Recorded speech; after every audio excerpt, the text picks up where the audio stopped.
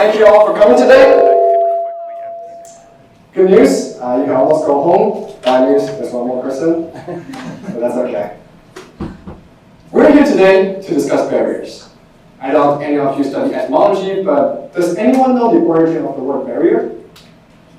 The word barriere is Anglo-French. In the early 14th century, it became barrier, which was defined as anything meant to obstruct entrance. Where does this entrance lead to? Progress? Betterment? Success? Sure, why not? But you see, that's the result. And we love talking about the result. However, today, I want to draw your attention to the process, specifically the failures and how you should manage them. The tagline of this talk is, be a goldfish, but don't be a goldfish. Just like the tagline, my speech is separated into two parts, and we'll focus on being a goldfish for now. The inspiration came from a show called Ted Lasso, which is a very wholesome comedy. In the show, Ted is a soccer coach, and the context for his goldfish speech occurs when Sam, one of his players, becomes frustrated because he is playing terribly. I'll try to recreate the scene with you guys. Just know it's quite technical, and I might have to repeat the instructions a few times so you guys understand it. Stop me if you have any questions, maybe you want to take notes as well. All right?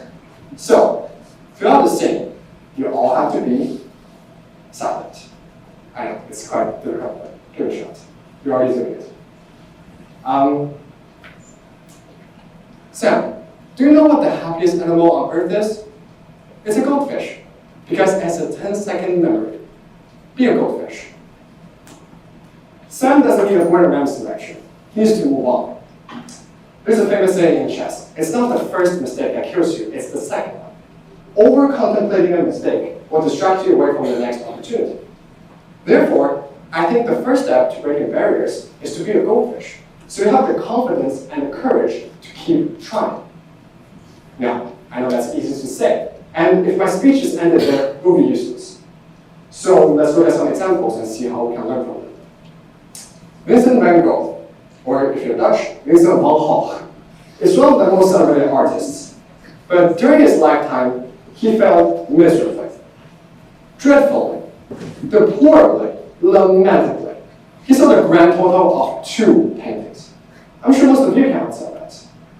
Numbers aside, if it were not for his relentless spirit, we would never have the chance to adore his art. It is not about drowning in your miseries if your effort goes to vain. It is about moving past the frustration. Van Gogh accepted that his previous paintings weren't successful and moved on to the next one over and over because his love for art far outweighed the pain from failures. Van Gogh is a prime example of motivation-driven behavior. His love propels him forward regardless of how many times he fails. Right here, being a goldfish is easy. I'm sure most of you have experienced this. Maybe for sport, maybe for skill, maybe for relationship. You're able to get up and keep trying. So finding such motivation or interest makes moving on much easier. Therefore, if possible, you should look for an incentive. But what if it's not enough? Some things in life are too traumatic, some failures too painful, some losses too haunting. How do we be a goldfish there? How do we break those barriers? I'll give you a cliche, but unfortunately accurate answer. Time. Time is like a river. Even if you try to stay still, it'll carry you forward. Eventually, the wounds will heal, and all you can do is to keep an open mind and not give yourself a hard time. Barriers don't break that easily. It takes plenty of work and trials and errors. While we can't literally metamorphose into goldfish and forget the mistakes biologically, our love and passion are overwhelmed with disappointments. So accept them. Don't be afraid, and you'll be surprised to see how mentally tenacious you are.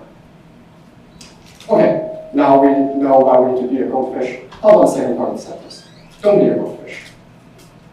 Life is not only dark forests or abysses, nor is it full of roses and fairy tales.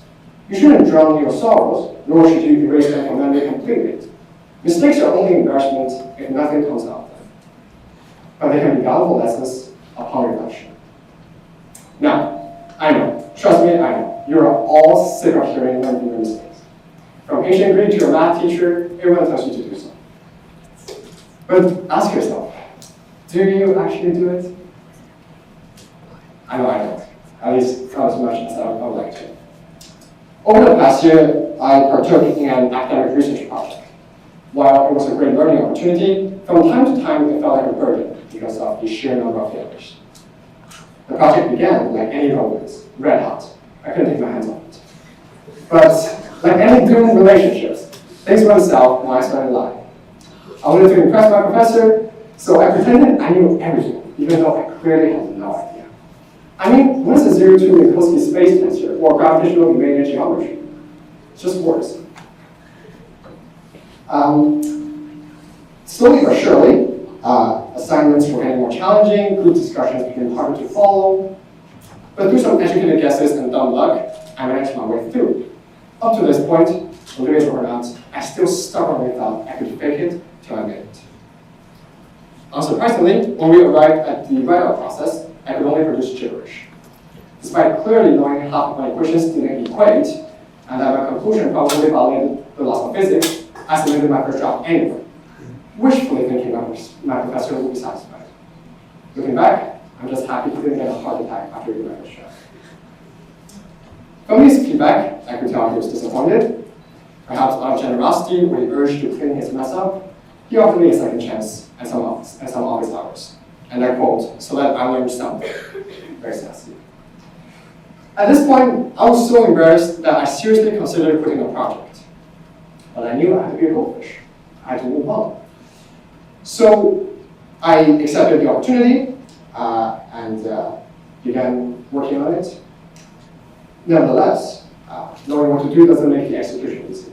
Standing in front of his office, I was nervous to enter. Without my facade, I felt vulnerable. And it was tempting to go back to my comfort zone. Be a goldfish all the time, forget my guilt.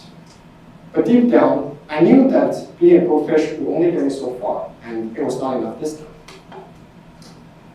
With the second chance and my efforts to improve, I finished the project successfully over the summer. And I have learned that not just being a goldfish is just as important as being a goldfish. These go hand in hand. You have to do both. Excuse me.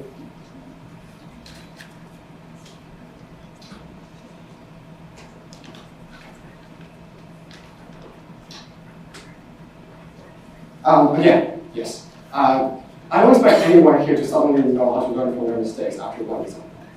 So I thought some practices and tips will help you along the way. Let's take my research as the context. The first step will be identification, which I usually find to be the most entertaining because I don't know about you, but I love playing the blink. I forgot to read the textbook before class? Well, he will go over the materials anyway. I missed group discussion?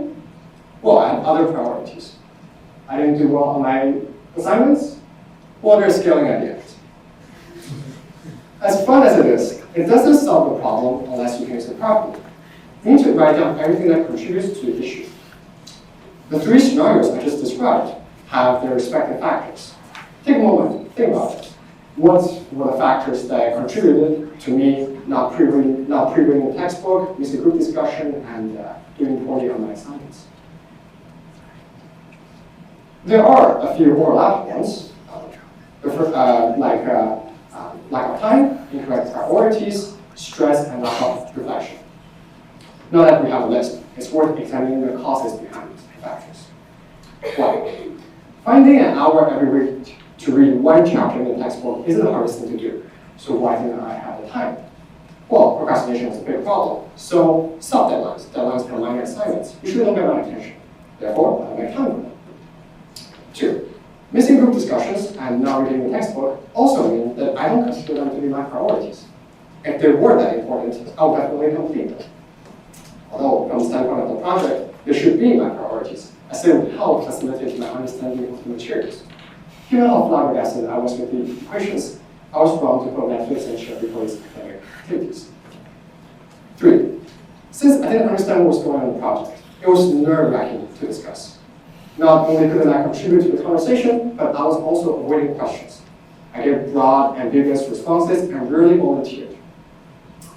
As I fell behind, discussions became a burden, and I had to hype myself up beforehand to control stress. Eventually, I just let it skin. Four, We had these bi-weekly assignments that were used to examine our progress. I always passed, but never convinced. Worst of all, I never reflected on why that was the case. It's the same for the other problems. I never reflected on why everything went wrong until everything went wrong. Luckily, it wasn't too late when I started changing. So this begs the question, how do we make the changes? I think we need to combine two methods. The first one is called SMART, which stands for specific, measurable, achievable, relevant.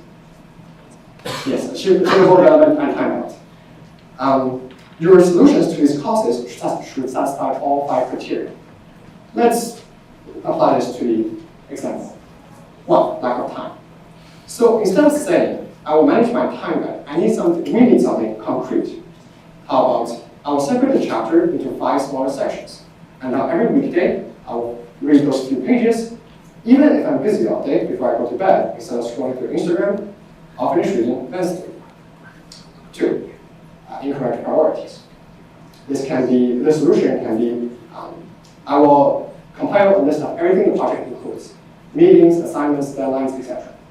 I will rank them on their importance and assign the appropriate time to each one.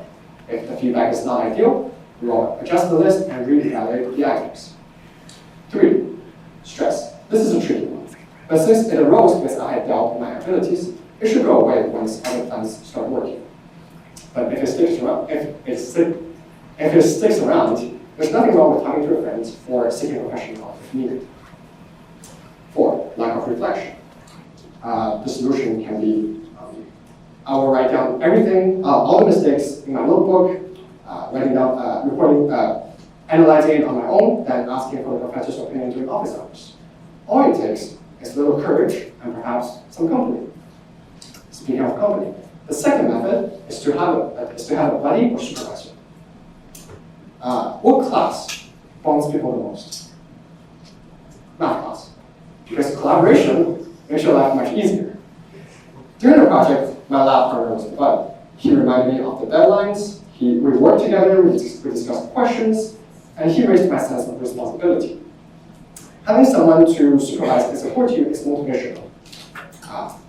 And I'm certain that if you ask your friends or family, then they will be happy to help. So keep them updated on these smart solutions you come up with, and they will help carry them out. To recap, firstly, you need to identify the factors behind the problem. Secondly, with the list of factors, locate the direct cause. Keep asking why until you have a satisfactory answer.